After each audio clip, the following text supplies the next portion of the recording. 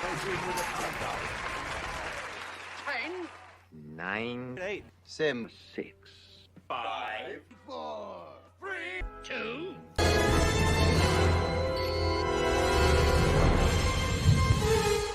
Time's up. Now you see me, brother. You just have to watch it. What makes you think you can trust me? You watched Halo. When do we start? This is insulting. You just can't help yourself. You betrayed me. You betrayed me. Oh, grow up. Grow up. Boy, do I have a surprise for you.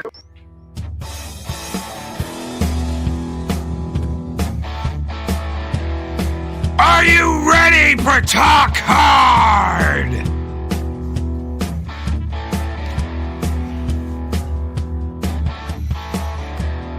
You've got your blackjack gum.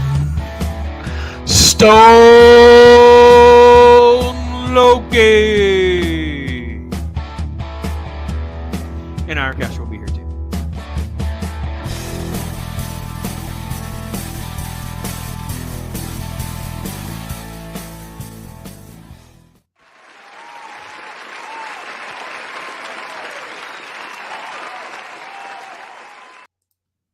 Greetings and salutations, all of you. Hope you're all doing well. I will be with us here in a minute. Welcome to Talk Hard. Let's do it. It feels a little, it's like one of these strange weeks. We have this sort of like odd choice, and it's very kind of out of the box. But I promise you, folks, you probably haven't really been catching this whiffs of this. You didn't know this was coming, and it's coming, and boy, is it coming. And Loki, my friend. Thank you for being here, my friend. How are things going? Was that me as Sean Connery in that crazy Zardoz movie? I wouldn't know anything about that. I wouldn't know anything about that. Was that not something you knew about? No? Oh, I'm surprised we haven't had like shirts made yet. It's not. Oh my God! Yes. No. Hail to Stephen Ransom. Hail to Stephen Ransom. Yeah. There you go. No. Well, listen.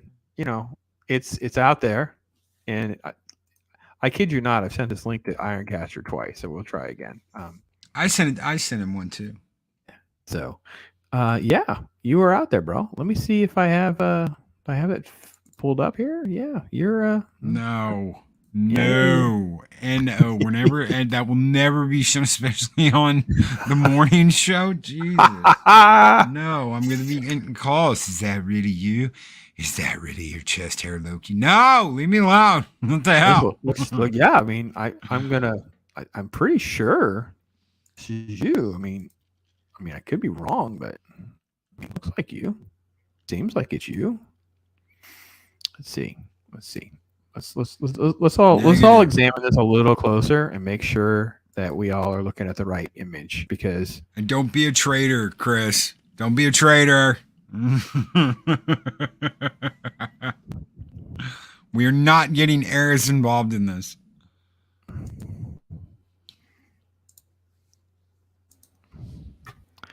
No, nope. Ironcaster. Hey, Ironcaster, like, come into that, boy. That's for some timing. Look at that. Hey, you wouldn't believe how hard it was to get a signal out here in the middle of the jungle. Hey, man, and we have to do our best to try to triangulate you in, bounce off some servers. Loki's just realizing that we have a Zardoz version of him. He didn't realize that he had played possibly the stunt double, maybe a stand-in. We're not quite sure. It is unclear and possibly unverified. However, it's out there. It's very much out there. Loki in the search for the Temple of the Elf. No, thank you. And no thigh highs. I don't wear thigh high boots anymore. Oh my God.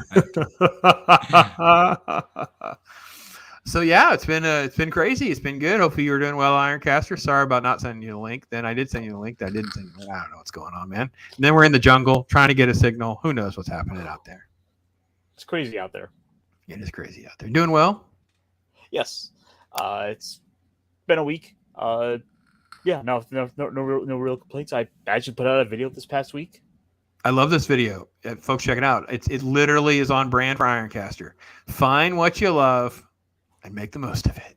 And he literally just goes down a list, and it was great. It was concise. It was you.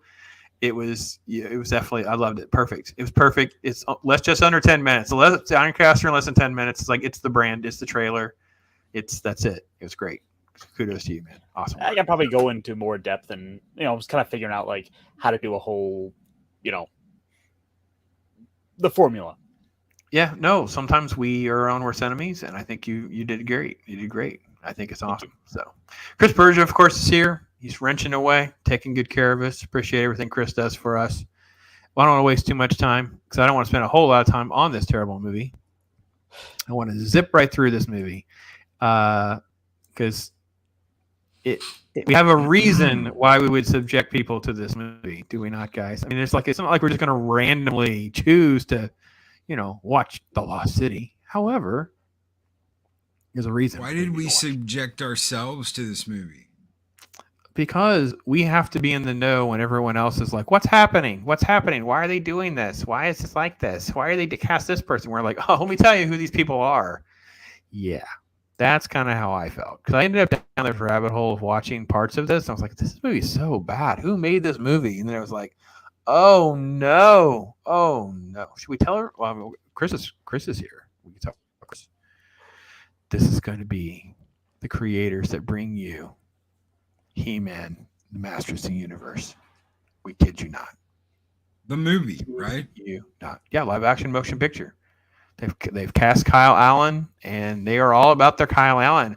Oh my God, they're so thrilled to have Kyle Allen. Oh gosh. Okay, let's do a little bit of Lost City. Movie actually doesn't have a horrible premise in the beginning. It moves along pretty well because you have this little sequence with Sandra Bullock and Channing Tatum, and it's all so sweet, and they're in this place, and there's your evil bad guy, and they're covered in snakes. And what was fun was it kind of catches you a little off guard with the fact that it's all make-believe. It's her thing, and she's just like, no, delete. And as she says delete, the things disappear in the room. Like, this is corny, this is cheesy, this has been done. And you realize that she's a romance novelist, and Tatum is basically her cover model. She's basically Fabio, which was funny because it took 3/4 or more of the film before they made a Fabio reference. But yeah, look here, you old enough to remember like how big of the thing the romance novels were with Fabio? Is that old? You're old enough. Fabio, oh my, Fabio riding in on his horse with his long hair. Oh, I'm Fabio. Oh, try my nuts and oats breakfast cereal. Yeah, I remember Fabio. He was on everything on TV. Anytime they needed a guy to ride up on a white horse, it was Fabio and some brown leather pants, some brown boots, and one of those white old style open top fluffy shirts. Yep. Mm-hmm. A whole curtain of long flowing hair. Oh yeah. Chris says he was a little scared they had actually announced that they had cast Tatum as He-Man. Actually, at this point, I wouldn't put it past these people, but no, they got Kyle Allen. They're going for something younger. So, and just to point it out, at one point, Channing Tatum was going to be Gambit. That is correct. Yes. He was attached to Gambit for a really long time, actually. So, Chris, you took the words right out of our backstage because, yes, we were discussing how it is a knockoff of Romancing the Stone, and there's this cheesy sort of Netflix Kevin James movie where he's a writer, and he's writing about being an assassin, and then he's kidnapped because he's written about something that is true, and he basically is sucked into this adventure. And of course, it's Kevin James being Kevin James. So there's like these cheesy, cheeky, overweight guys and assassin type gags. So it's kind of an amalgam between those two themes. And yeah, that's about it. It's really, really, really not a good movie. But I think it's important for us to make sure we've documented how bad this is since they think these are jokes. So this was all trailer footage too, where they say things like, you can't just lay around in the bathtub and drink your wine, and you can't do this. And this was one of the better elements of the scene was this little sequence here where she's looking in at the desk. Nothing's been moved. Her spouse had passed away. He was a hardcore archaeologist. We come to learn how that was their thing together. And then you have more of this. This is her. So she's Loretta Sage. She's the writer, and this is called The Lost City of D. And yes, the D jokes come a couple times, and I'm hoping I can remember where the one is so we can play how cheesy and bad this is. I don't know. I'm not sure when jokes really worked for me, when they didn't. Not quite sure. So The thing with this opening like segment was it was just they threw the dialogue at you so fast, just bam bam bam bam. We got to keep hitting these all these talking points just real quick. It was like there's no time to let anything breathe, no time to let the audience, kind of process what's going on. It's just bam bam bam. We got to keep going. We got to hurry up and get us to the jungle. yeah, I think it was. I was just going to say, to add what Ironcast was saying, the first, I don't know, maybe 5 minutes of this movie, I actually kind of was interested for a minute, I guess, because she gets frustrated with writing. You see her going through her life. She peeks into her dead husband's office, and it's exactly the way you left it. And for a moment, you're like, okay, what happened? What happened to him? Is this why she's interested in this archaeological thing? Did her and her husband go and do this? What's the story? But they never really even give you anything of that until the very end of the movie. And even then it's just kind of like a piled on joke. Yes, so the setup wasn't bad in the first couple of minutes. Her in her bathtub, drinking wine, and her publicist calling her or editor, whatever, and being like, stop drinking wine with ice in it in your bathtub, get out. And you start to wonder, is this someone I can be interested in? And then it just after this, it all goes to shit. So it would have been kind of interesting if they had taken that opening sequence and sort of done that throughout the movie to sort of reflect her trying to work through the story and work through her own personal life, and you get to see that in both the book itself and in her real life. So you get to see this sort of as crossover there. That could have been something. And there are other movies that have done this sort of thing before that are much better. For example, one of my favorite movies is called The Gamer's Darkness Rising. It's a little independent film about playing Dungeons and Dragons. Okay. Where they would then cross over from sitting around the table playing and arguing like they were, actually people playing a game of Dungeons and Dragons to their characters in the game. Hail to Zax, who's in the chat, and Jace Fox. Awesome. Thanks, guys, for hopping in here. Yeah, they didn't lose me yet, even though she comes and they're trying to size her for the ridiculous, sparkles pink outfit. Okay, we're still going for gags. That's not the problem. It gets a little bit ridiculous with, I think, this assistant starts making her remarks. Let me see if it can. Sequence right now. Yeah, taking pictures and making her stupid comments because it was it gets unbearably. She's unbearably irritating.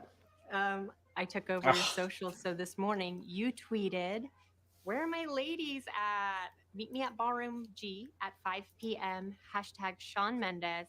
Hashtag gagging to meet you all." It's awful. Just awful. I thought, oh crap. Oh crap. It was like, what on earth? So then it's just silly, and I'm sorry. You know what? They can just be mad at me, Loki, Ironcaster. We have, for no reason, token fat black lady assistant added. She's an irritating subplot in the whole thing for another whole second set of gags where someone's flirting with her, but she's not. And I don't even understand the concept that this person feels like she should be empowered with going and finding her lost. It's just, I hated this character so much. She reminds me of the random fat black lady. I'm saying it. I'm the fat white guy who's got a little webcam in front of him to talk to you people about it. So screw you if you think I'm fat shaming her, because I'm fat too. She was kind of that equivalent of how they would have the sassy black friend. Yeah, but which is fine for maybe some of the early part of it, but then she goes on the adventure too. She reminds me of the inserted fat black character they put in Peacemaker. And they put it in the TV show, and it's she's just there to play a subplot because she's completely really irrelevant to the whole picture. And at the end of the thing, nothing really changes. It's just, I don't know. It's not nearly as irritated as this lady in the pink pantsuit in the background because she is irritating. Oh my gosh. Okay, about when this scene is over is when I stopped. They give her this lecture about trying to put on the front and be all thing. And I got to be honest, all of that is real. Like doing panels and press stuff, like the facade of it all, I thought was actually done well because I've been around people that are like this, like TV people, movie people, book people, musicians. There are so many of them where there's just like how they are, and then like, okay, showtime, and then it's like all of this weirdness that goes on and off. That's what works, and what doesn't work is the fact that we have to make so many jokes that Sandra Bullock is really unable to pull off. Mount it. Okay. Fine. She can't even sit on the seat. It's supposed to be a And joke. now, And then we get, I don't know about you guys. I'm really sorry. I got mad because they stole Europe Countdown. They're not allowed to use this song. I used it on my Pops Talk, so screw you people for using this song. Screw you people. You're not allowed to use that song. Take that song away. Jerks. We get Channing Tatum swinging around with his Fabio nonsense. And again, I'm not out yet. I was chuckling at the Fabio mockery. Like, okay, it's not going to take itself too serious. Like, I didn't, I was like, okay. She is my problem in the early part where I'm starting to get fed up with it all because it's just so ridiculous. Like, they can't have any chemistry. They can't have anything that's remotely interesting. And then, at this point, I didn't even recognize that is Channing Tatum. I was just like, okay, this is just some like handsome guy to have. And it was like I didn't realize that was who he was supposed to be, or that was who the actor was. Okay. Yeah. Yeah, it wasn't out yet, and then he goes into like this stupid mansplaining nonsense because they use that word like 2 or 3 times, I think. I don't know. Anyway, and then she has to be the uber nerd they told her not to be, and just be dumb and irritating. And the joke is they're going to, quote, rip. Okay, they want him to rip his shirt off. They're like, no, we're here for her. They're like, oh, okay, well, can you rip his shirt off? She's like, okay, sure, I'll rip his shirt off. And then she can't do it. So her watch is right here, stuck in his wig. And that's the gag, is she basically like. No, that's pulling it. Wait a minute, I want to see the fall. Chris Persia, it's out there for you. There it is, Persia. There you go. Down he goes. Throw him down, man. Throw him down. And this is the point in the movie where it really starts to come across that they're going to be they're going to completely emasculate this character throughout the film. Well, this is the scene where that really comes to light because you realize he is a doorknob. Like, he is played to be dumb as a rock, submissive, soy boy. I don't know, Loki, how many adjectives we need for this poor dude? Because it's so cliche-ly written. Jeez, man. I've got 2 PhDs in gender studies. What on earth? Yeah.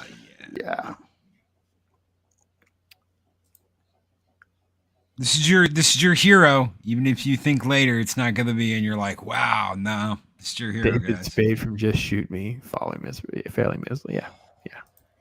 It is. Yeah. So the premise is they have all this tension where he actually likes her and he's trying to be smart, but he's not. He's a nitwit. He's just following her through the restaurant and all of that nonsense.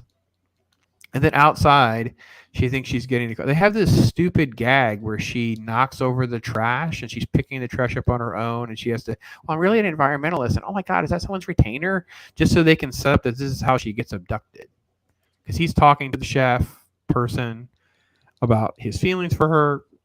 He's not listening because he's talking about tomatoes, and you're like, then they're abducted, and that's how that goes. All right, I'm sorry. Before I get to that knucklehead. It was about this point in the movie where I'm looking at Sandra Bullock on the screen, and it's like, oh no, it's dawning on me. What did she do to her face? Yeah, she needs a nickname. Yeah. She needs a nickname. Like, I don't know how cruel I want to be here, because she didn't go full Joan Rivers, but she's getting closer. Botox. She's looked like too much Michael work Jackson. done. She's on that path. Well, Michael Jackson and Joan Rivers are in the same camp of, looking like a famous 1960s film. Moisture. All right, then we get to the villain. And I use that word in lowercase letters because there was no moment in this film that I felt like Daniel Radcliffe could play a villain. There's a scene or two where his hands are next to hers, where they're like going over a book or a scroll or something, and her hands are bigger than his. And I laughed out loud. Like, that was a better reaction from me than the actual jokes in the movie. It's insane. It's insane that you would try to pawn off Daniel Radcliffe as a villain in this movie. And it was about this time I paused and took a break from the film and started thinking to myself, who made this film? Why did we make this film? Oh, it's Paramount. Okay, I'm not surprised. It's cheesy, cheeky nonsense. It's filler. Oh, crap, this went to the theater? Oh, wow, it was in the theater. No one saw it. Okay, that's a relief. And then it was like, wait a minute. Who wrote and directed this nonsense? Oh, no. So keep in the back of your mind, folks, why we're actually here. This actually played in theaters? It played in theaters, yeah. Oh, yeah, they released it. It made $100 million. Zach, you actually watched this? $100 Did you watch? I would love to hear what Zach's have to say. I would love to see Zach's. What do you want? The same basic character from Now You See Me Too. Okay, I did not see those. Are those good? You guys recommend those two movies? The Now You See Me's? Have not seen them. I haven't seen them. Wasn't that the like magician heist movie? Yeah, they got a whole bunch of like Jesse, what's his name? Jesse Eisenberg and Morgan Freeman. Okay, he's saying no. Okay, no, thank you. No, we don't need to rehash it. Chris Persia's saving us the time. Okay. You know, it's a shame though that Daniel Radcliffe is a good actor, and I liked him. I liked the stuff with him in this movie. It's just he's so wasted in this. He needs to be a villain in like where he's like the tech villain. Like he could even be like in a superhero movie as like a tech villain, like one that's got the glasses and, you know, kind of like not really the Riddler that they were going for in the Batman, but that sort of like nerdy techie villain, like just that kind of guy, not someone who's supposed to have face-to-face menacing scenes multiple times, waving a gun around. I mean, it felt like I'm sorry. I don't care if he has a beard. I'm watching a man-child. I'm watching a man-child. How tall is this dude? It was designed for that. That's what this character was designed to do. You have got the insecure, heterosexual, bearded guy that's angry. His little brother has done better than him in life. He is jaded. He calls people snowflakes. There are key things you have to catch with this character. Otherwise, you'll just miss it. That the fact that this is toxic masculinity, this is insecure, heterosexual, bordering on homosexual toxic masculinity, and that's the way they wrote this character, and that's how he plays it. If you look, all the tropes are here, from him to Brad Pitt to Channing Tatum to Sandra Bullock's character. They're all there. And it's so easy that it's this movie is not deep at all. It tries to be like, haha, look, we brought this person in and this is gonna happen, but we subverted your expectations. Oh, now what's gonna happen? We're so smart and clever. No, it's Dawson's Creek 2.0 in That's not fair to Dawson Creek. It's like they took every single like trope of a movie like Romancing the Stone or any of those other films like in that similar like jungle adventure, and they subverted them with this movie. They mouth vomited all over all of those tropes, and this is going to be so. As you're explaining the Tatum character, the Brad Pitt character, the Ratcliffe character, I started thinking about, oh crap, so who becomes Man-at-Arms? You know, what are Merman? What are the different characteristics if they get adapted for this He-Man movie? Like this isn't just a little bit woke. This is only a couple notches away from like the Star Trek stuff they've done. I mean, you would know better than I would, man. Well, you say Merman. All I can think of is Ben Stiller in Zoolander going, "It's Merman." Did I do it wrong? I'm a merman. That's what the character's called. I'm sorry, but I thought it was. It's Merman. Yeah. Chris says he'd be a good Syndrome. That's fair. That's what I was going for. Thank you, Chris. Oh, that's fair. I could see And Brad Pitt, yes, Brad Pitt is actually extremely. First off, I have this thing where I keep pointing out this predates you guys. So I did this video again, and I made a Brad Pitt reference to either a movie or his role. And the person's like, why is Brad Pitt being brought up again? And so I did this on my thumbnail. It's a Brad Pitt head and it just says, why am I here? And I watched this movie and I thought to myself, why the heck is Brad Pitt here? He's good. He's invested. He's in what he's trying to accomplish. I admit that he's a trope. Like he's literally trying to play a trope. However, I agree with Zach. It was actually remotely entertaining. Obviously, all of the expectations had to be subverted. And they doubled down on changing your thought on everything at the end with a little credit scene type nonsense. So yes, Adega, but remember, and the right we're talking about this is these are the people that have been hired to bring you your Masters of the Universe He-Man movie, just so you know. Okay, back to our film with Junior Villain here. He's trying to lecture her about he's trying to actually recruit her at this point about some sort of scroll that connects to her book. He believes it all to be real. She's like, no, this is all fiction. And then there's this cheesy scene that this is the stuff that Hollywood does about Charcuterie. I had no idea. I had no idea what the hell that was. That is a charcuterie. I think it's charcuterie. I think that's how you say that. I had no idea what the hell that was till I went to a wedding. Those are charcuterie boards, and you place cheese and crackers and snacks on them, and you put them out and on like display, and you make it like a little display so that, oh, look, it's appetizing and appealing for the eyes as well. That is one of those things that you're not going to catch outside of the movie industry. Some shit like that. And you're just like, a charcuterie. Oh, yes, they're on boards. Charcuterie board. I didn't know what kind of cheese you like, so I bought them all. It's like, oh, God, it was so terrible. All right, then it opens up and the airplane's there and all this nonsense. Then we cut back to this nonsense. And they're trying to figure out how to find her because she's disappeared. They discover to use the watch, whatever. She wakes up. She's actually on the plane. It's obviously just terrible. They're actually on the island at this point. She's still in the stupid dress. And then he has contacted Brad Pitt's character to hire him. Oh my God. Can we talk about the way, can we please talk about the way what is on his head? A neck pillow. I get the life preserver. The dork thinks he's gonna drown. I feel like my kids have one. My grandkids, one of my kids, they came along late when my kids were little. So my wife got one for my grandkids because they'd fall asleep in their car seat and their head would go forward. You can get this pillow. So I guess riding on long airplane rides, you can get these neck pillows. But he has like the mask on sideways, like the stuff he would need on his flight, even if he were to wear these things. He didn't even take them off. He's just wearing them around town.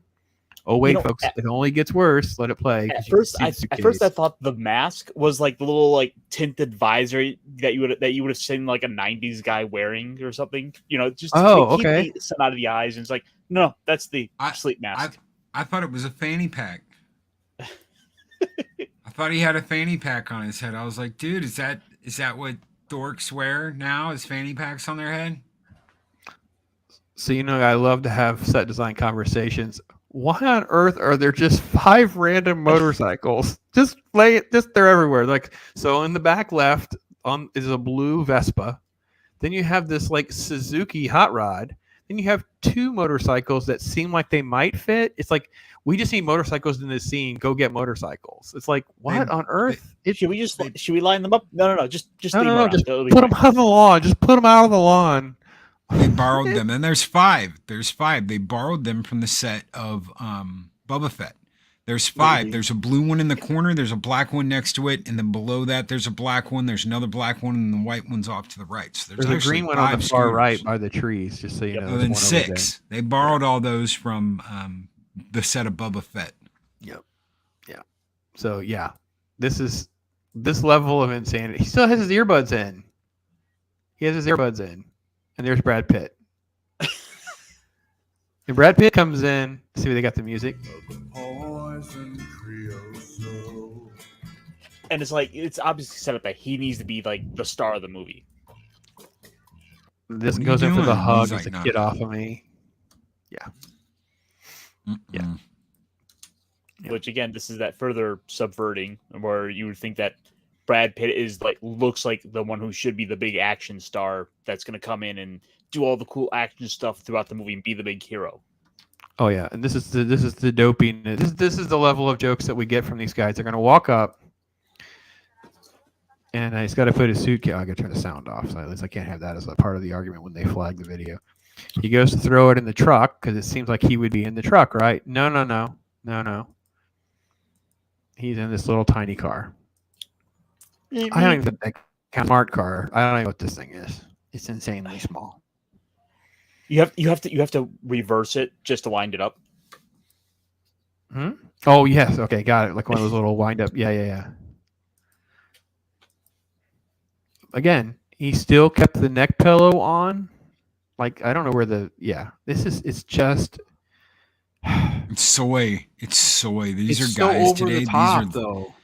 these are leftist feminist today, right there. That is a leftist feminist. He even admits to it later in the movie. I'm a feminist. I'm a feminist.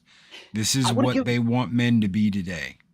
I would have given them credit if they at least set this up with him putting the luggage on the hood of the car for it to then immediately fall off when they leave. Like okay, that's clearly a joke they could have done here, but they didn't. And this luggage never comes up again. Yeah, I actually was shocked it just didn't roll right off. I just thought he doesn't even tie it down or anything like that. And actually, when I watched it today, I made sure to take note of that. We cut back. She's asleep. Nobody knows why. Like, you've been kidnapped or whatever. We look at these scrolls. Oh, let's take a nap. Not be on the. I don't know. Just it sounds subtle, but it's just like everything is just so dumb to me. With all these things, she comes up with some stupid, cheesy interpretation. He acts like he's supposed to be mad. And it's just dumb. It's just terrible. Look, he's emotional Harry Potter, but he's not a villain. And it's dumb. So they're in the jungle in their little smart car. Kid you not, little blue car. Suitcase does make it at least this far. And then the debate about him staying behind because, tough guys got on, a vest and all that. He goes in. Let's back up just a shade. He won't stay at the car. They're also having the conversation about, when we get can I do the big thing where I'm like, shh, don't worry, you're safe now. They keep saying that joke. Well, I get to say that, right? I get to say that because I need to say that because I don't want to. So he's not following any of the rules. It's just all stupid gags. And Brad Pitt does everything.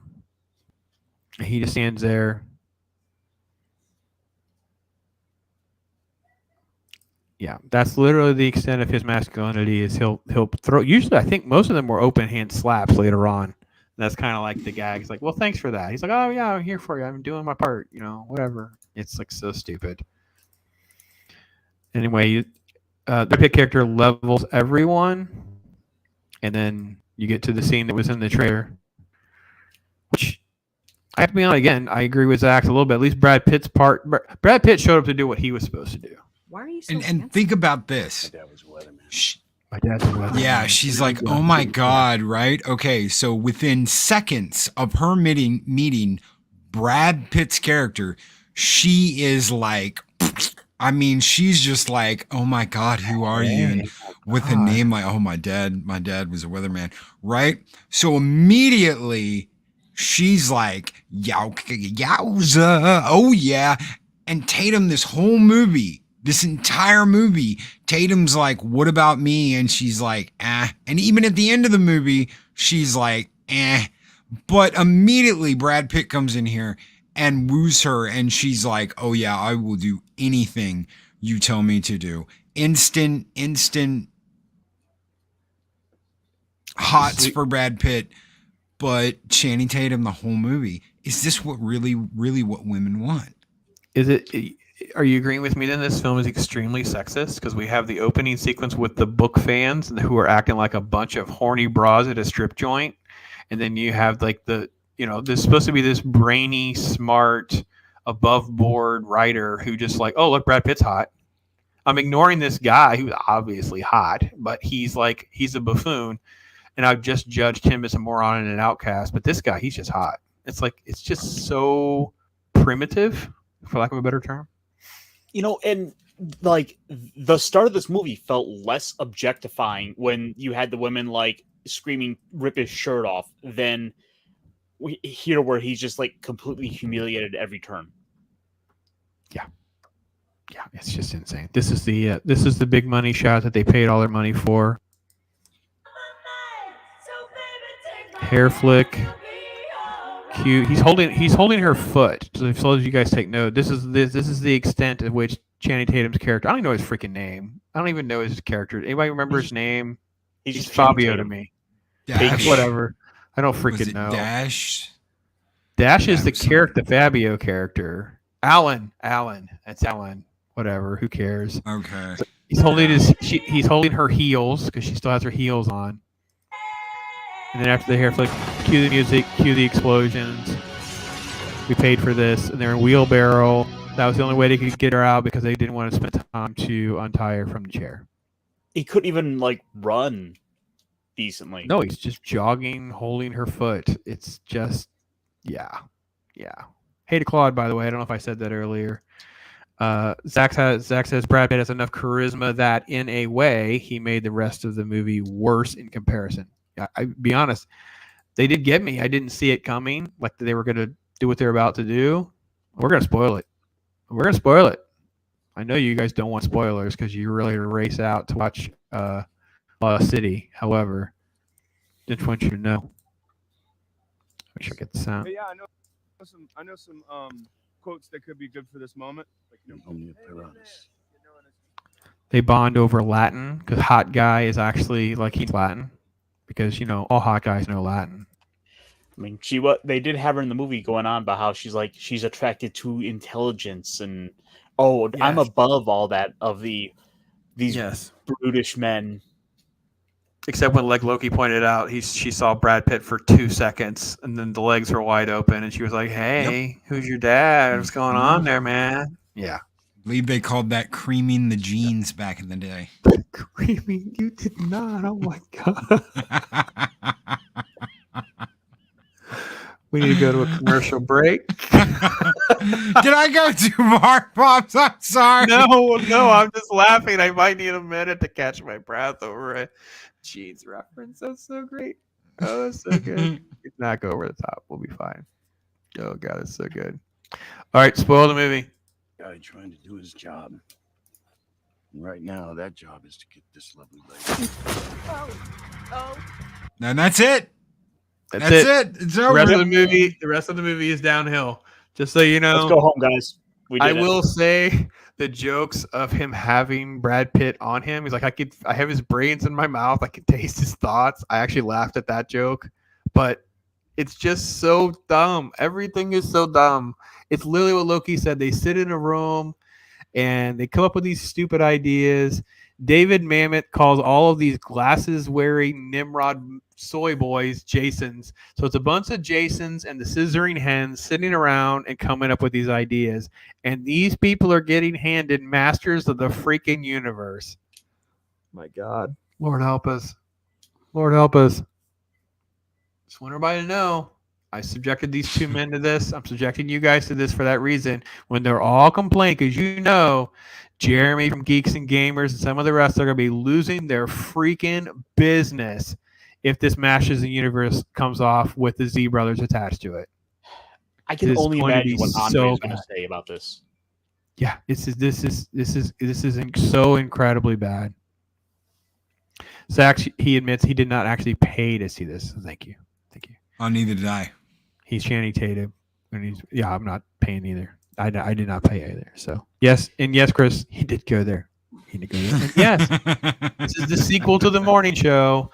The theme is very clear for the day. Hashtag failing upwards. We need some sort of theme music that we can play that mocks this insanity.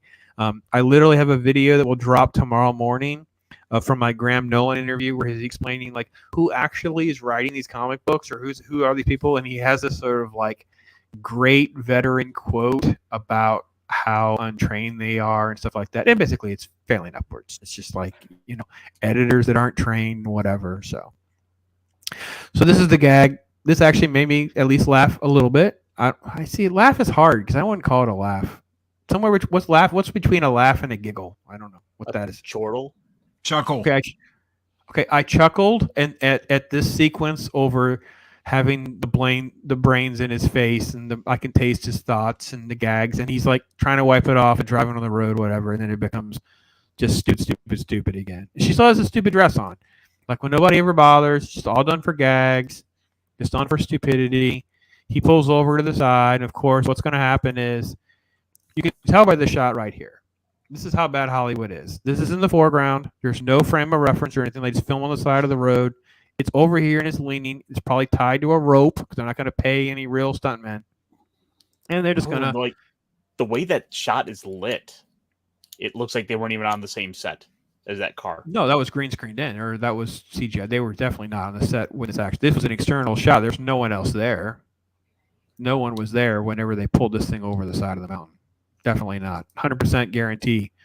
Those are two.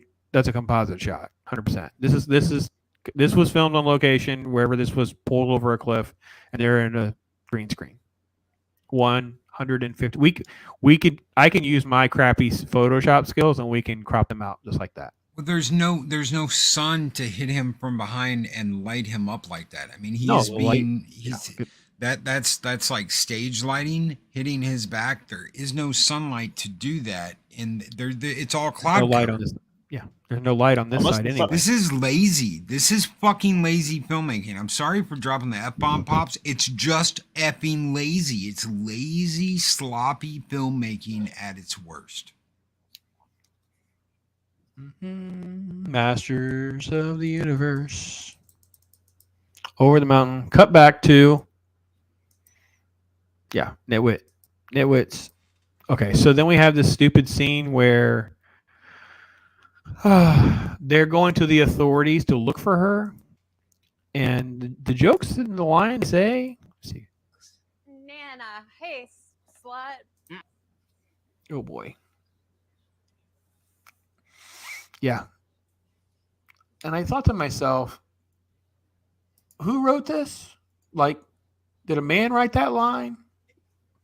Did a man let that go through? We're going to let people, I mean, yep, those are your scissoring hens, Loki. Those are the hens. Mm-hmm. Yes, Zach, that's why we're here. You don't think we're actually talking about Lost City just because. No, we're talking about Lost City because the Z Brothers, who made this film, are attached to the live-action Masters of the Universe He-Man film with Kyle Allen.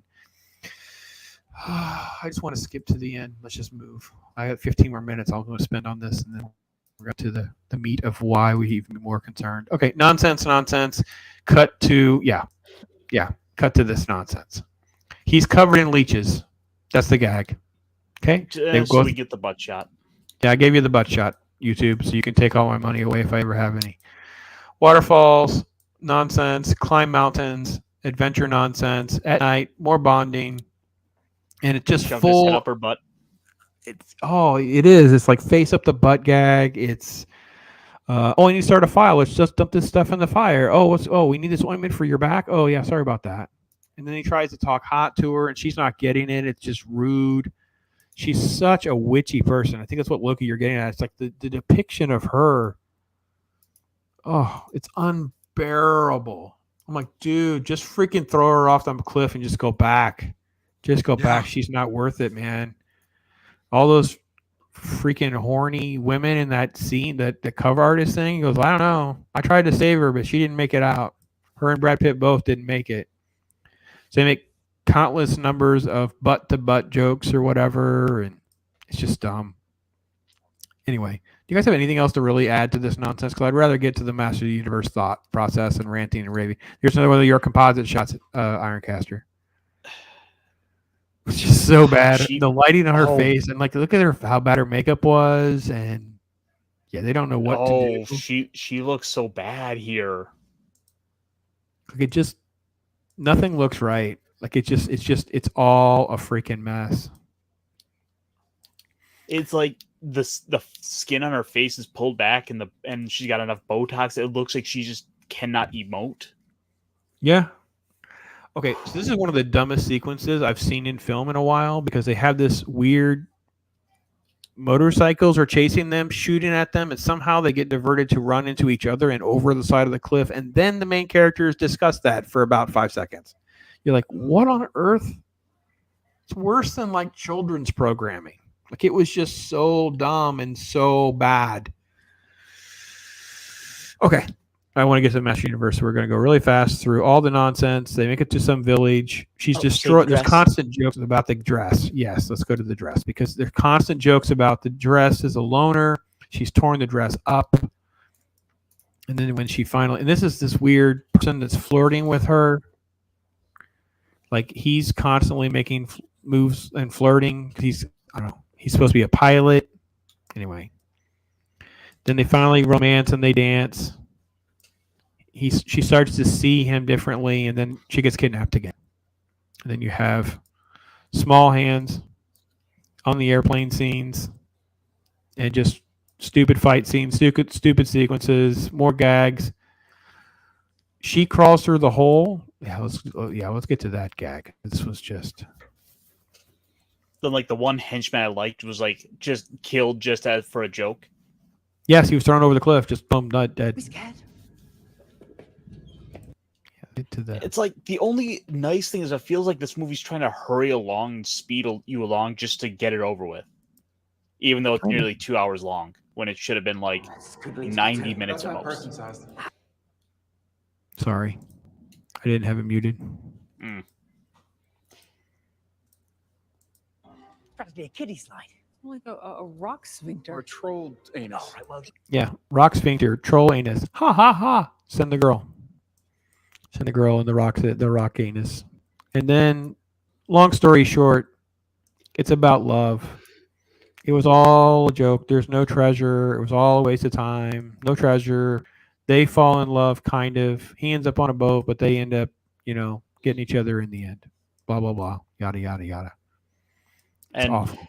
That last shot there was the further taking away of the hair. He made it. He has this long little comment about using 10% of his brain. Now he uses the other 10% of his brain or some nonsense. How was that, everybody? You got through Lost City in like a couple minutes. I saved you $5 or however long, a couple hours of your life.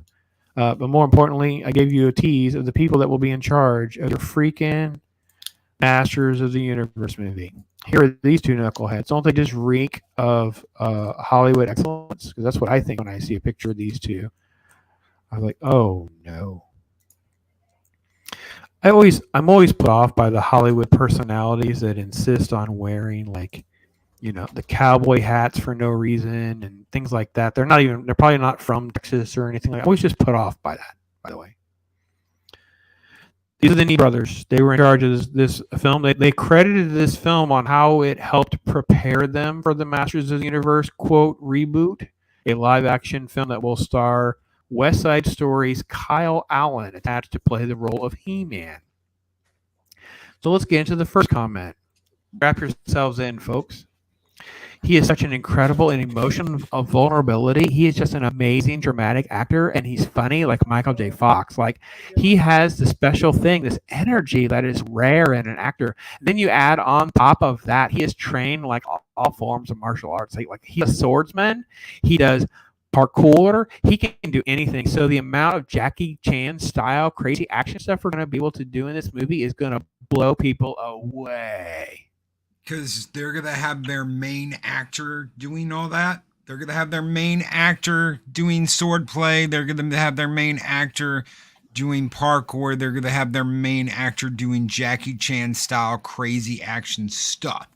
They're going to use funny him like Michael J. Fox. He's funny like Michael J. Fox. Loki, you're not being fair. Do you know what kind of insurance they're going to have on that set just to cover what they're going to have their main actor doing on set?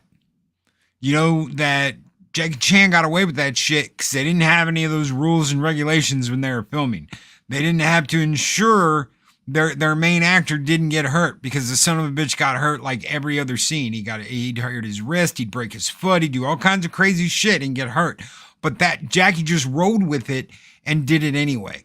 If their main actor in this gets hurt, if this nobody that nobody's ever fucking heard of before gets hurt and gets injured, that's the end of their movie, or they're going to have to refilm all of his parts. That's going to be it. And no production company is going to insure him. No insurance company on earth is going to take that risk with a multi-million-dollar movie. They're just not. And more importantly, my thing was, even if there's some misdirection with the actor actually doing some of this, the fact that they think He-Man needs to be behaving this way. Like, I don't remember Jackie Chan action and a Michael J. Fox sense of humor when I think of He-Man, but that is their perspective.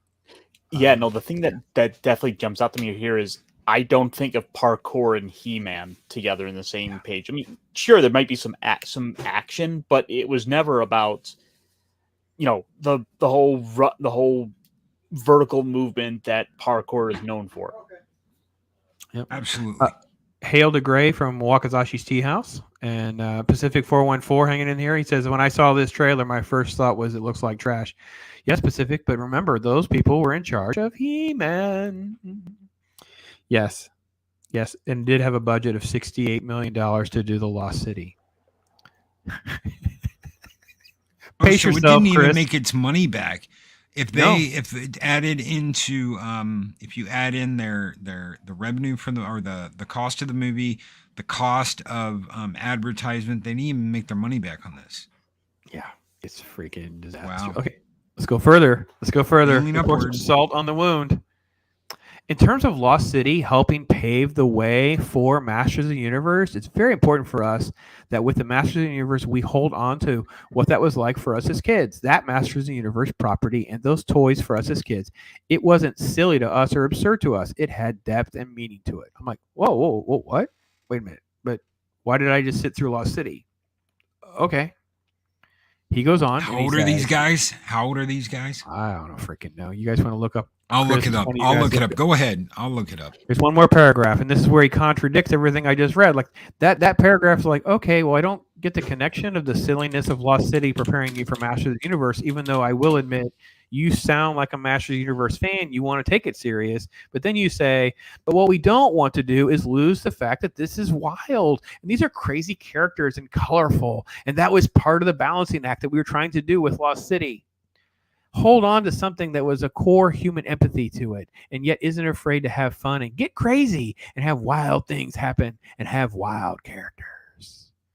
They liken the wild characters and crazy things happening of Lost City to how they envision Master of the Universe. Like the car rolling over a cliff, the cheesy suitcase gags, the assistant who's calling the old black lady a slut. Like, this is...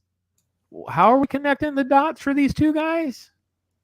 And there's no way these guys are old as my age. Like when He-Man, I was more like a teenager for He-Man, so I really wasn't as into He-Man, but I was into He-Man as far as like seeing people come up behind us. Like it was cool to see other fans come in a little bit behind me. They look like they might be young enough that the 2000s remake of He-Man might be what they're referring to. That could be interesting to think of it that way. I didn't think of it that at all. Which, in all fairness, that one wasn't too bad. But really, ultimately, He-Man is all kinds of like gonzo craziness with like these fantasy swordsmen, crash spaceships, and it's on another planet, and all kinds of like Snake Man, and it should be all kinds of crazy stuff, but it needs to be able to take itself seriously. And based on the Lost City, they don't understand that aspect. Pacific's going to go there and just say He-Man's going to be a soy boy. Well, we saw this with the cartoon, right? We saw this with the Kevin Smith version. Like he's just basically deleted from the franchise, and when he exists, he's completely irrelevant. And then Zach says, "I don't know how this gets made." Well, I think that this is Paramount trying to we own this. It's been in development. We have this script. We have these guys. I don't know that they think of it as Lord of the Rings or, some big franchise for them, but I wouldn't be shocked that they kind of do, if that makes sense. Yeah. I don't know. Brad Pitt. Here, okay, someone asked me at work because I talked to someone asked me at work about our show tonight. They're one of those that watch that don't, chime in per se. And I said, well, here's the thing with a story like this. From my experience interacting with these people very passively, I'm not going to pretend that I'm like in the know, but I will not be shocked by. We find out later he agreed to do the role to get something else made. And he is the reason that's a masculine character, the star of the show, suave and debonair and all that kind of stuff. If we found out there was a revision of the script and it was written completely different, he would agree to do it. His name's on it. It drew in some audience because he wanted something else to get made. How old are these guys, Luke? 1981, mid-July 1981. So, I mean, I was like, I had the He-Man stuff when I was like 5 and 6. I didn't get much stuff after that because that was all like She-Ra and shit like that. Mm-hmm. Maybe they might have played with some toys, but even the show, like by the time they were 6, 7, 8, it was on the way out. It wasn't something that was popular. So, I mean, I remember that's one of the first toys I ever remember playing with was my battle action He-Man that had like the spinning chest piece, the damage battle, where you could see like the slashes on their chest when you hit them with it. But man, I was like 5 years old then. So it wasn't hyped even when I was in like first grade. It was not popular. Teenage Mutant Ninja Turtles were coming in. And there was other things that were really popular. He-Man wasn't popular then. And they're 2 years younger than I am. Right. So I was born in 79. Go ahead. Oh, I was born in 89 and I had the odd like hand-me-down toy from He-Man. Like I had I think it's what, Too Bad? The one. Yeah, it was like I had like he only had like one arm. It's like it's kind of like I even had the odd like He-Man toy. I didn't realize it at the time, but I was like, hey, this is a really cool, Monster Man. I don't see a lot on Brad Pitt's resume that I'm going to connect this to complete my previous thought. However, I'm looking up Bullet Train to see if it's Paramount. I would not be shocked by if it is Paramount. I don't know. I looked at the wrong screen. I could see this being the tit for tat. You do this, we'll give you $5 more million. They needed more money to finish something because they allowed the pandemic to mess up their scheduling and all that kind of crap. So it's possible that could be that's a Sony product. That wouldn't make sense. Anyway, no, that's how the Brad Pitt. Yeah, I don't know, man. I think that they say the right things as some sort of quasi fan. However, so did Kevin Smith. I don't understand how these people can make a film and watch a film like this and try to connect this to the Masters of the universe. But that literally was why we did this, why we talked about the garbageness that is this film. And hail to Dean Krantz, who popped in while we were ranting about all that. Sandra Bullock's going to be in Bullet Train, too. Oh. That's interesting. Sandra Bullock, okay. Bullet Train. All right, well, that plot thickens some then. I have to go back to, yeah. He-Man was dead by 87. Yeah, I mean, yeah, kind of. I mean, if it played in the afternoons after school, the kids are watching it. My brother and sister were into it more than it got into like my nephew. So it's it lived in the toy universe way past its shelf life as a cartoon, and the fans of it from a toy manufacturer gave it legs for quite a while. So let's see. Yeah. Okay. Yeah. Dean and I are very similar in age, so that's about right. Yeah. So, look, as we talked about this morning, your morning show, and you talked about this sort of failing upwards and this sort of curse that's now happening in culture. And I think this is the piece that we have to work ourselves through. But I think that we have two phases. We have the phase that I've been arguing is money matters more. At some point, people start to lose jobs or will start to lose opportunities because not everything can be this woke and such garbage. They can't make money. But then as Disney and Marvel Disney and the Mouse House and all that garbage, they keep tripling down. Forget doubling down. They're tripling, quadrupling down on failing upwards. Thoughts on this ending, getting better? Is there hope? I don't even know how to get my head around this. going to alternate sources of entertainment is your best option. All you have to do is take one look at the recent boondoggle of the Reva lightsaber versus the absolute explosion with God, I can't think of his name right now. Eric July, almost $3 million comic book. I mean, he's going to be making more copies. He's like, I've already got it all set out. I've already got all the copies printed. I got everything I'm going to do printed. And now he's like, no, I'm going to have to go back and I'm going to have to print double what I did just to keep up with everything I'm going to have to send out. That's crazy. He did more than sell out everything he had. He doubled what he was going to sell. So he thought, I'm going to put all this money down. I'm not even going to ask people to back it. I'm going to sell it. I'm going to put all this money down. I'm going to have it drawn. I'm going to have it printed. I'm going to have it colored. I'm going to have everything taken care of, all my bonus stuff. So the second my stuff goes on sale, it'll be in your hands within, what, a month? It's going to be next month. It's shipping next month. It's shipping in weeks. Let's just be honest. Yeah, the first weeks. round of them are in the warehouse. So and IP like Star Wars has to crowdfund a lightsaber. Give me a break. What bizarro world are we living in where someone can just go, you know what? I'm going to sell this comic book, and he's made almost $3 million. But Star Wars has to crowdfund a lightsaber. It's great news. We're living in bizarro clown world. Yes. And it will change because they've got to make money. It's going to get to the point that that kissing the ass of all this woke POC bullshit, it's going to end because at the end of the day, they have to make money. They've been able to float on this, well, we make billions of dollars anyway. Not for long, because no one's buying anything of yours because we all know exactly what it's turning into. And the normies are getting there.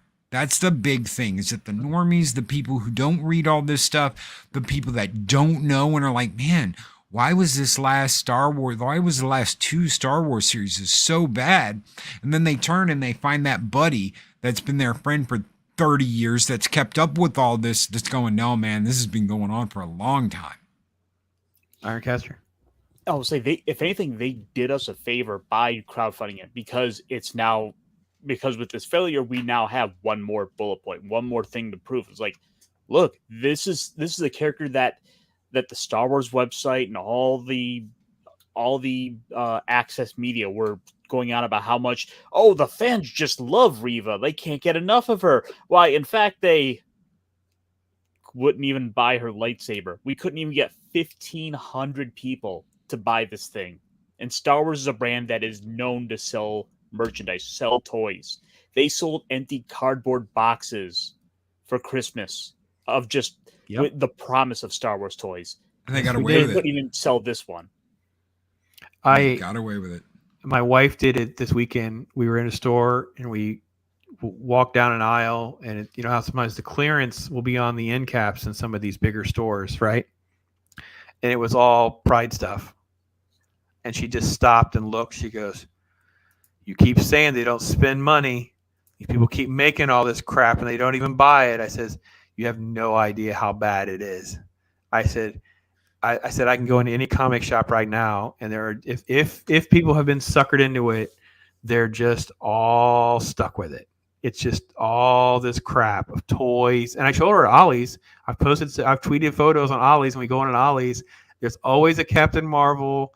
There's always a new trilogy Star Wars. There's always this type of crap.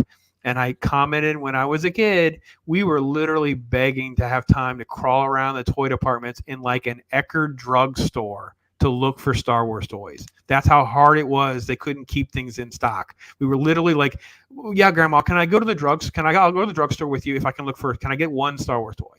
Can I find something?" And you're just like trying to find something because they couldn't keep this crap on shelves. So, Dean Krantz, I'm going to tell you, Dean, if these people, these Lost City people, get to make a He-Man Master Universe movie, that Dolph Lundgren He-Man movie will age well. It will age well. Everyone will go, "Have you seen it?" There's at least an attempt at a story. I think it's garbage too, Dean. I understand your pain. However, everything is aging well. Look at Thor Dark World right now.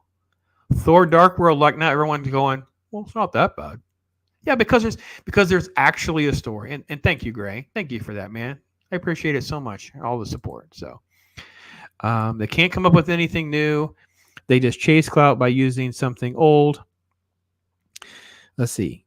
Mikey Spock is Spock's secret adopted sister. Make something new. And Dave Bob is also in the house. Hey to Dave Bob. Yeah, no, I mean, I had this debate with someone. I mean, they jumped my business back in, I don't know, late aughts, early teens, maybe, about everything is a property.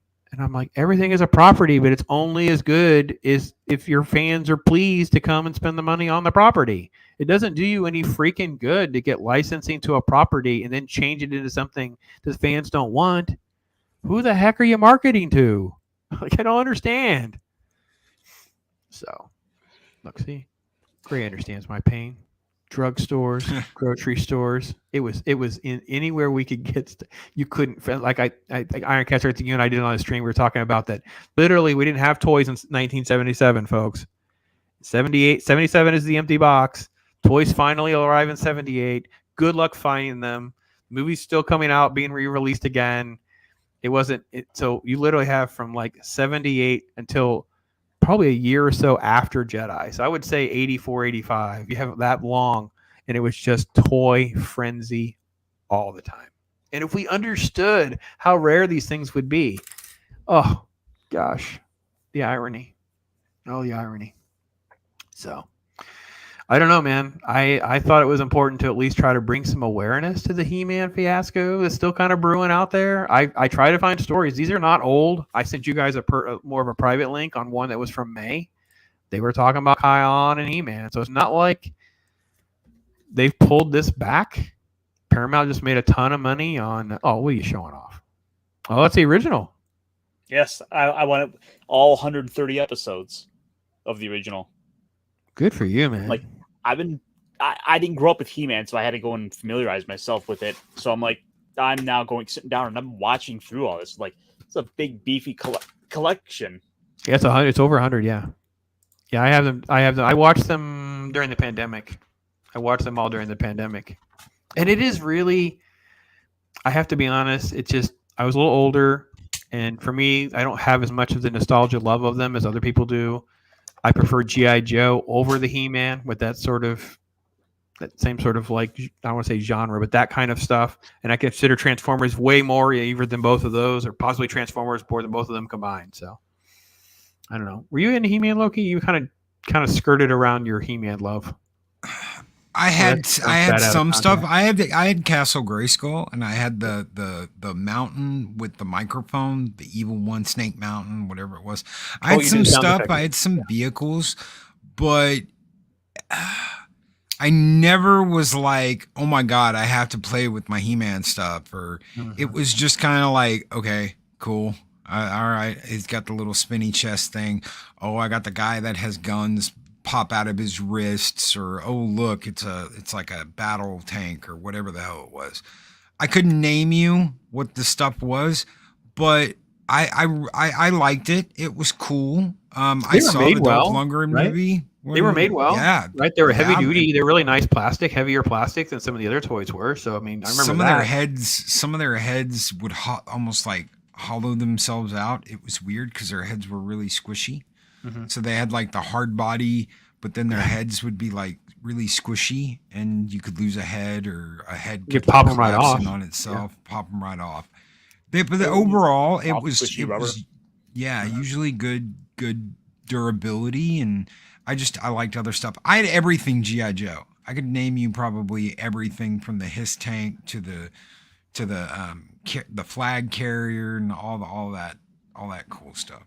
I love Battle Cat. I still love Battle Cat. I thought Battle Cat was a cool toy. And again, I don't know about everybody else, but when you're a little boy, man, all your stuff played together, man. It just all got thrown in together. So everybody had to, so those are cool. Dave Bob's calling a shot here. He says he's building a lightsaber for October, man.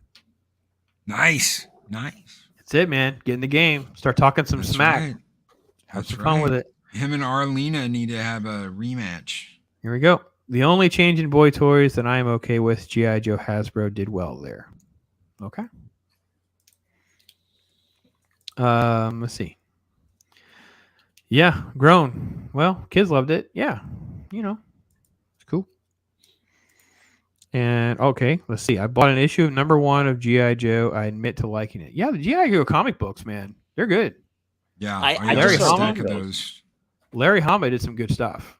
And I interviewed Mike Vosberg, who talked about it all and stuff, and how Larry was just sort of aloof, led to his own thing, and they had a great feel for G.I. Joe. And then those comics were literally like almost like storyboards for the development of the animated show. So, yeah, there you go. It wasn't like Hasbro went on a whim with that show or anything like that. They were like, no, the fans like this source material. Let's just piggyback. It's already made for us to keep going. And that's how those guys ended up getting like secondary gigs and then sometimes primary gigs in storyboard work because it was like a great jumping off point for them. So, yeah, Dean, I'm with you. Kung Fu Grip G.I. Joes. My first G.I. Joes were the big ones. Yep. We would steal Barbie away from my sisters and aunts and stuff.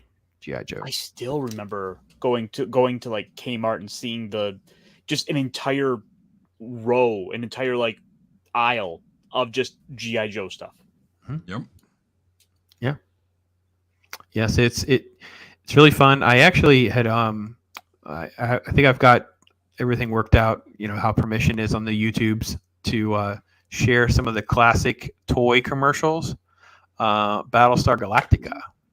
Found some like the old 78 commercials where they're showing off the Colonial Warriors and their commercials, and I love all that because that's what I grew up on, man. That was me. 1978 for posterity's sake. So I'm trying to add stuff like that to the channel as well as kind of like some filler content from time to time. So I think I've got it all worked out. It's about 2 or 3 minutes total of commercials that I'll clip into pieces. So, I know a guy who incidentally enough I met on YouTube that restores the old Vipers from the 70s and fixes the gun cannons so they can actually launch the red.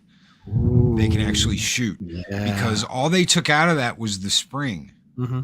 That's all they. So if those cannons are intact, when he does his restoration, he just puts a new spring in them and they can shoot out those red cannons. Yep, that's awesome. So. Yeah. All right, folks. Lost City, complete garbage. Very few moments were even worth discussing to any extent. However, as we've been discussing the failing upwards trend, this is a magnificent example of you've got to be effing kidding me. And when you see all these channels gradually losing their business, if this He-Man project moves forward, there you go. But next week on Talk Hard, we'll take a little pause to catch up on some old stuff that we had. We kind of had earmarked and it kind of fell through. I'll come right back to chat here in a minute, guys. Sorry.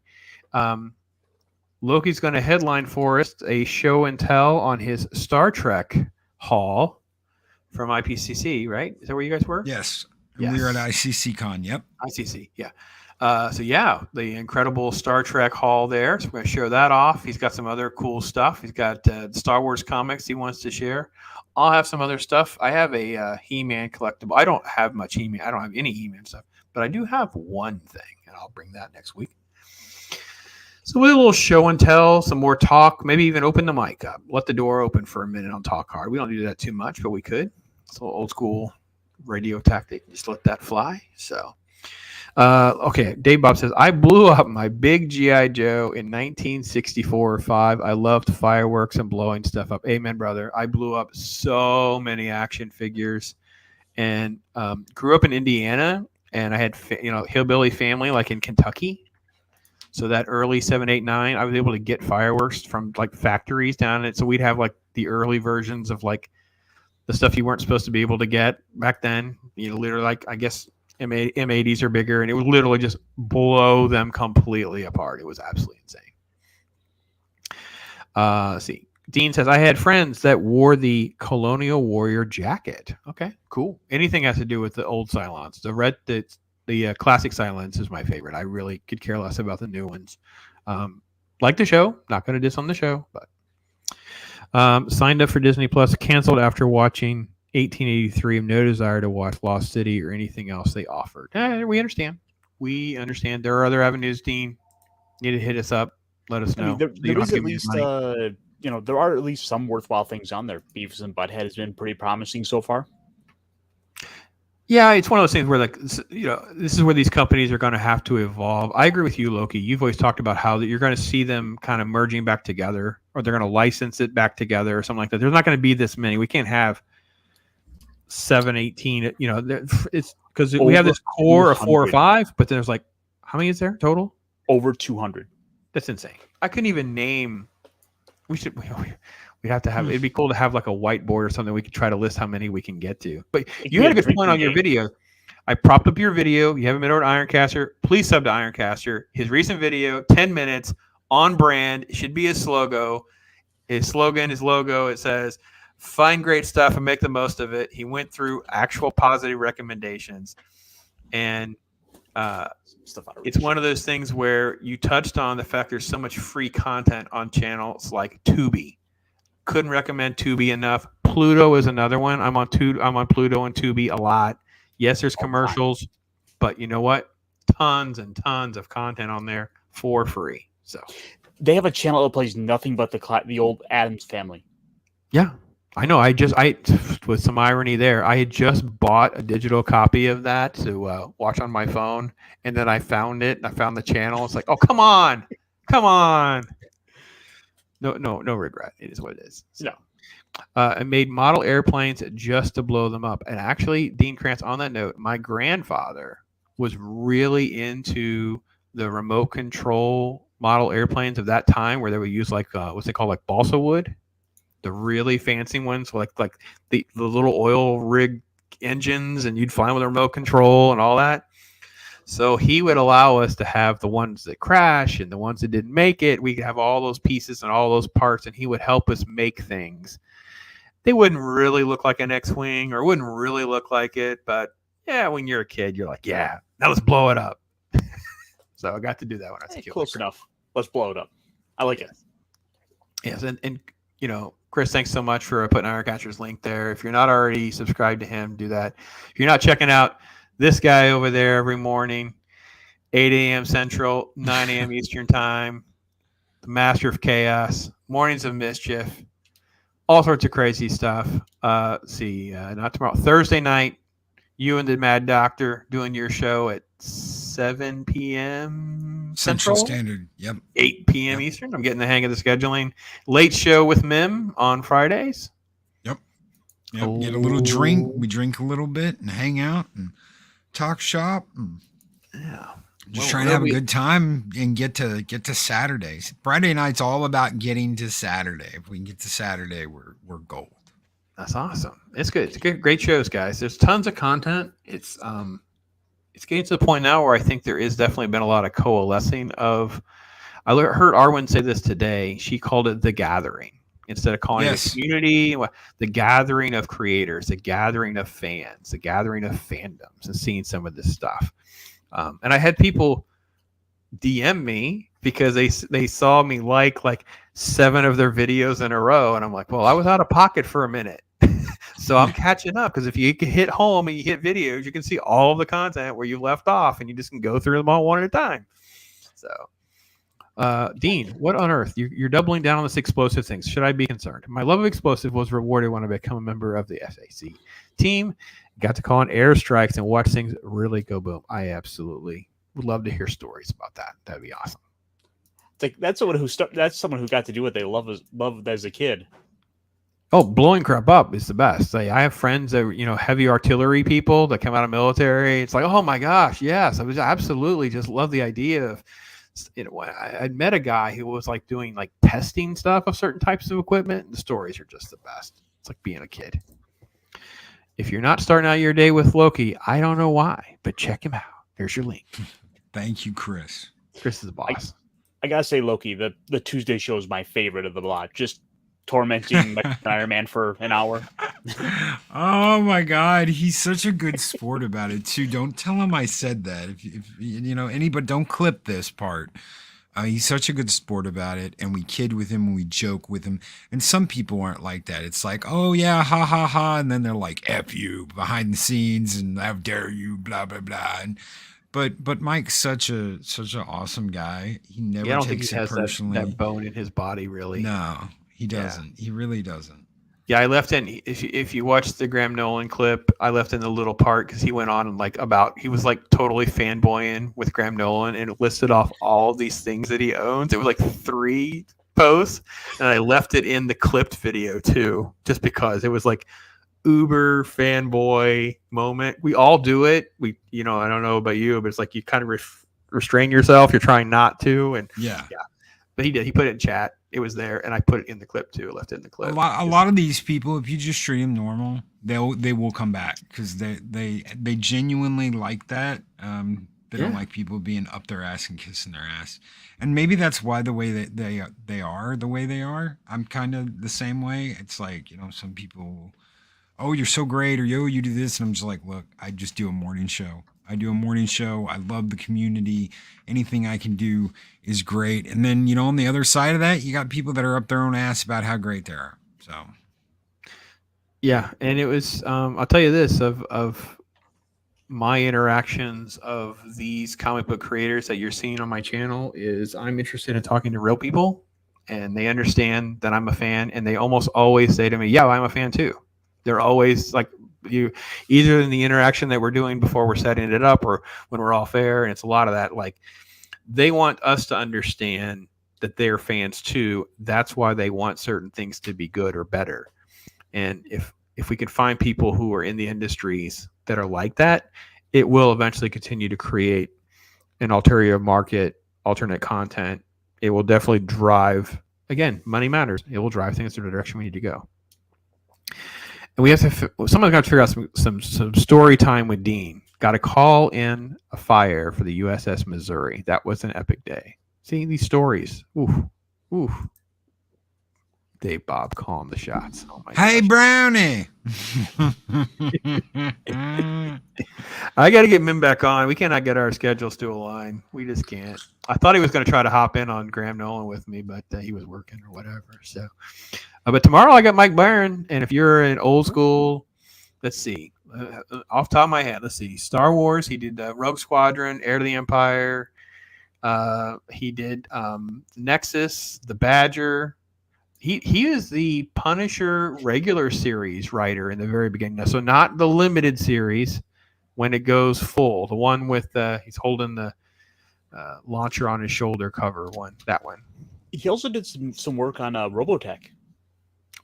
Yeah. I mean, the list just keeps going. Right? Mike Barron's resume. So now he has an indie comic book. It's called The Thin Blue Line, which is someone who doesn't want to hate on police, who wants to write a female-centric police officer as the main antagonist. Imagine the gall.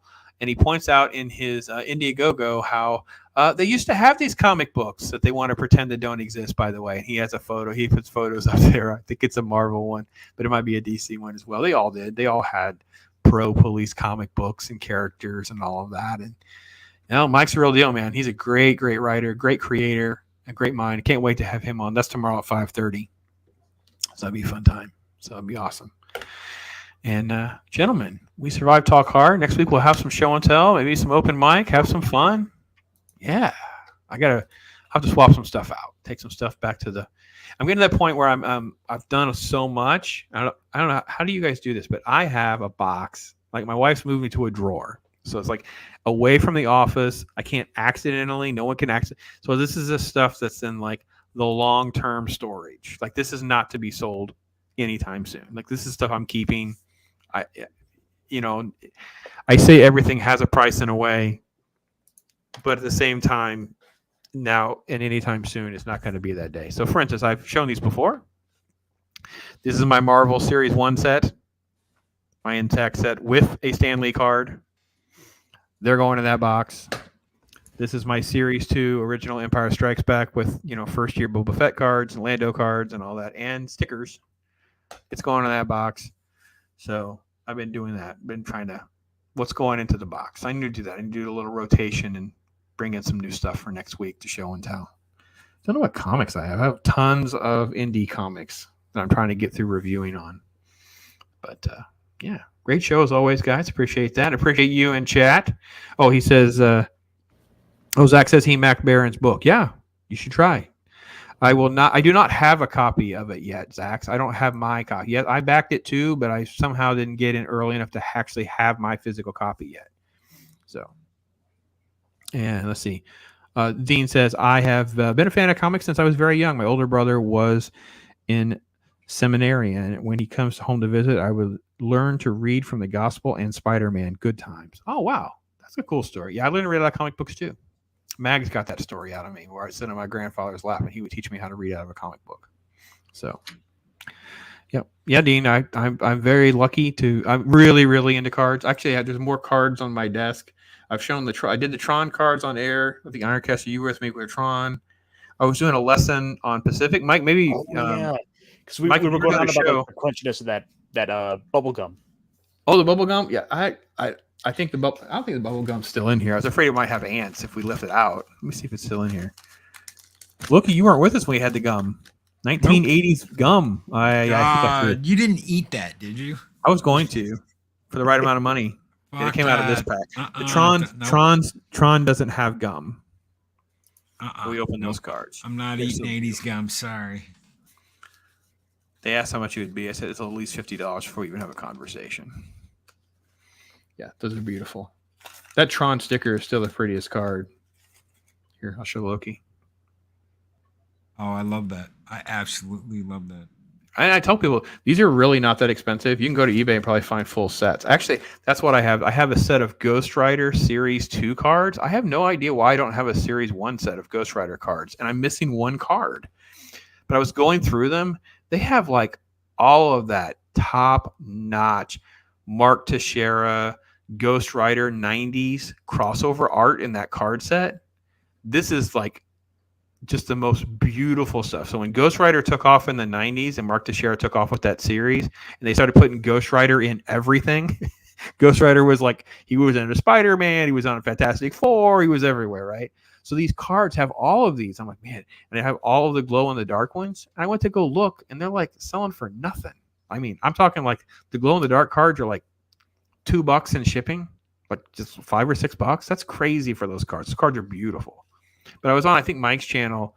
He was talking about doing a collector show and having me come. So I was explaining how the cards, penny sleeves, top loaders, how everything works. And yeah, it's great. I really love cards. You can get the entire Marvel 1990s run of cards, all 500 Marvel cards, for $35. That's not bad at all. $35. They want $14 shipping for the 2 binders because it's 2 binders full of these cards. That's not bad at all. No, eBay, I'm telling you, it's a buyer's market right now. Things have softened a lot. I have my Crisis on Infinite Earths #1 graded as a 9.6, and I checked my price on it today because I didn't know why I had it set aside. And somebody has a 9.8 listed, $40 less than my 9.6. And I'm like, whoa, what has happened? It's just because Crisis is, DC is dead. Christ, no one cares about Christ. That book is like, it's literally like a gem. It's like a legacy book. So I'm not letting it. I mean, I might let it go for a little bit cheaper, but I'm not letting it go for, $100 or something. Just no way.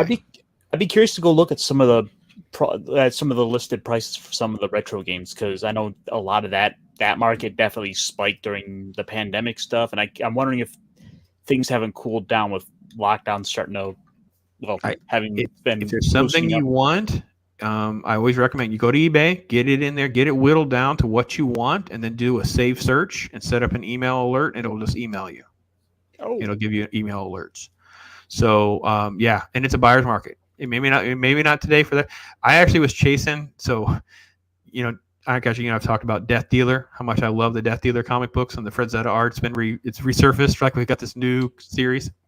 Well, the 95 Glenn Danzig comic, someone had listed.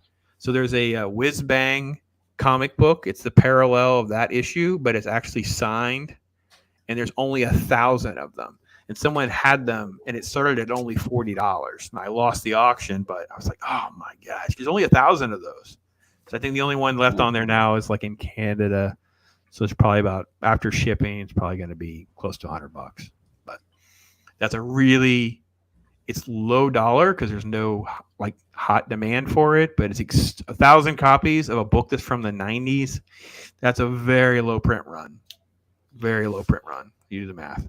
But yeah, cards have softened. Comics have, again, you have to play opposite to whatever's hot, right? So let's say Thor was a success and everyone's talking about Thor. It's not a lot of money in DC. I still don't understand why DC stuff's not ever popping off, but yeah.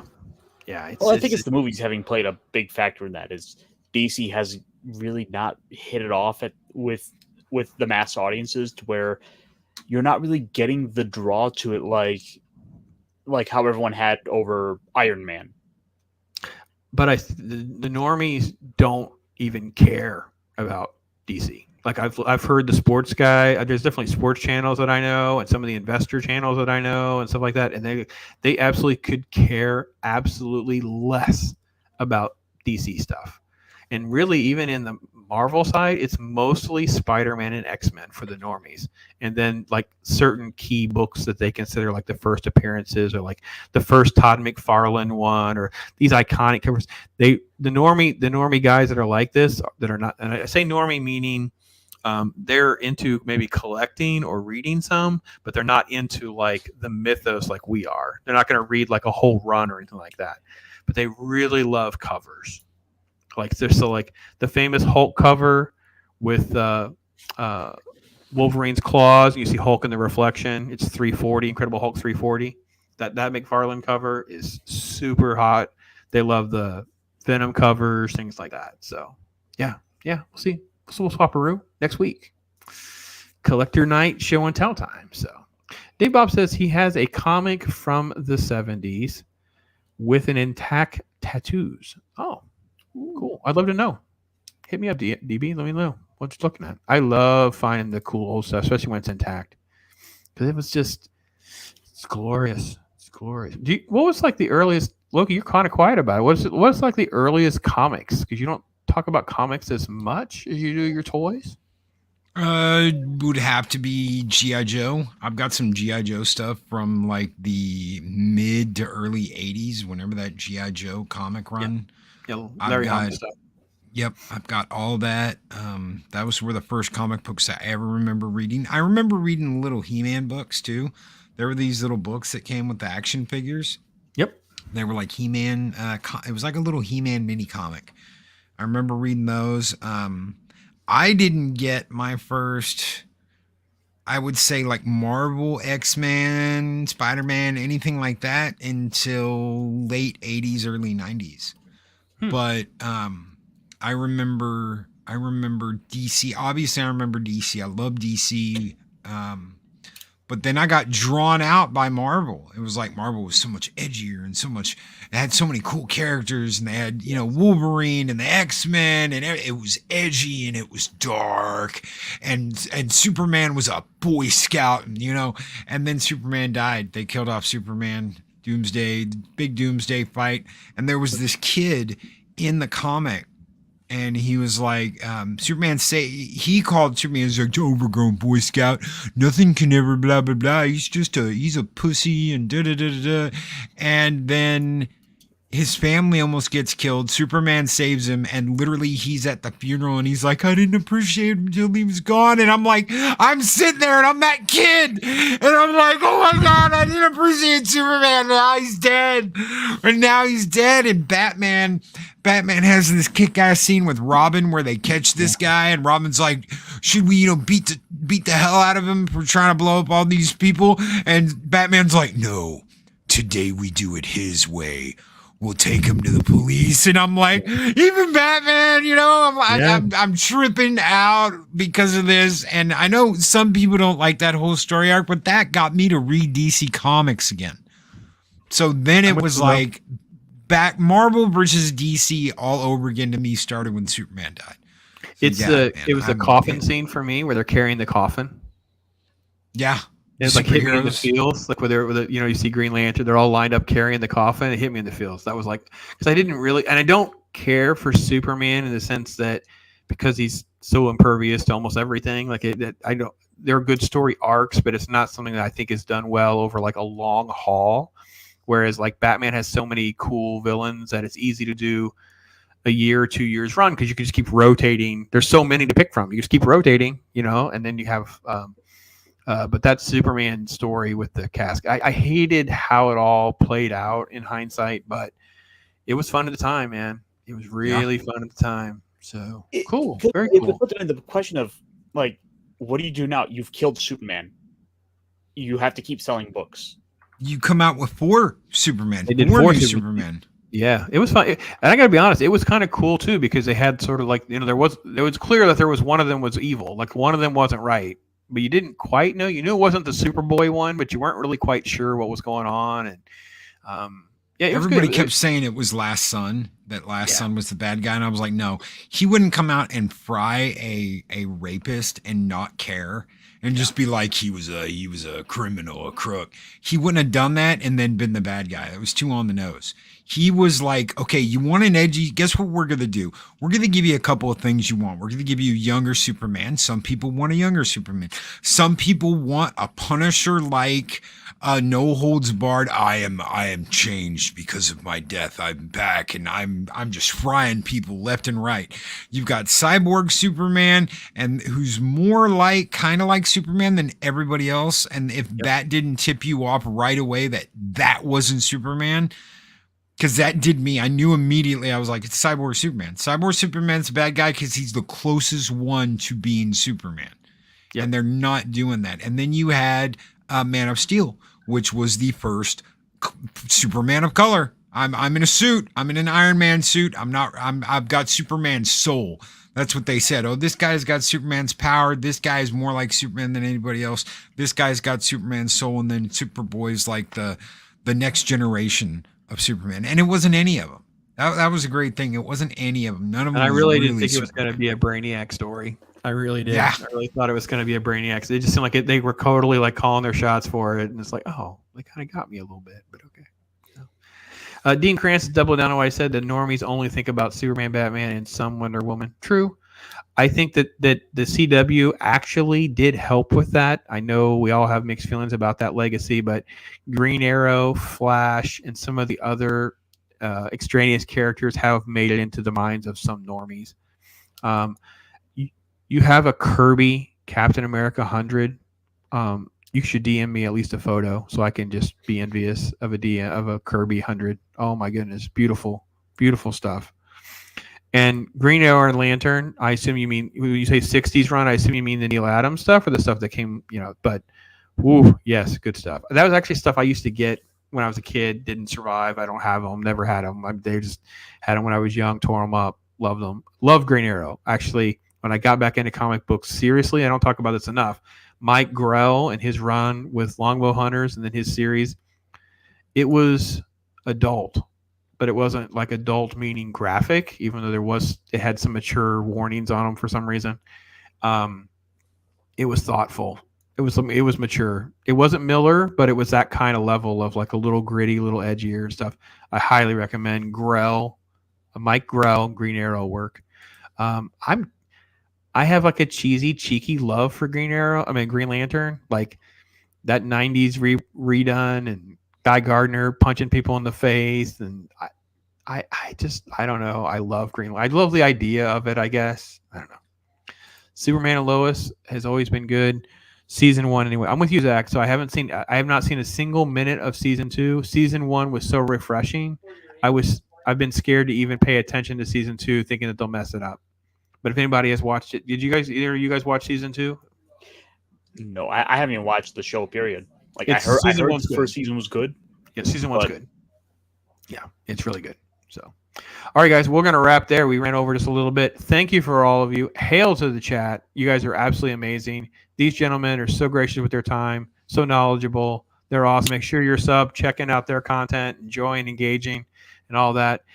Listen, make tomorrow better than today. Be a better person each and every day if you can. Just be blessed out there. And, above all else, just talk hard. And a little wisdom from Emerson Codd. Do you understand how a head works? Do you? See, because every time you say something, I got to think it. You say monkey and a bellhop suit driving a car. I think monkey and a bellhop suit driving a car. Don't tell me what y'all do together.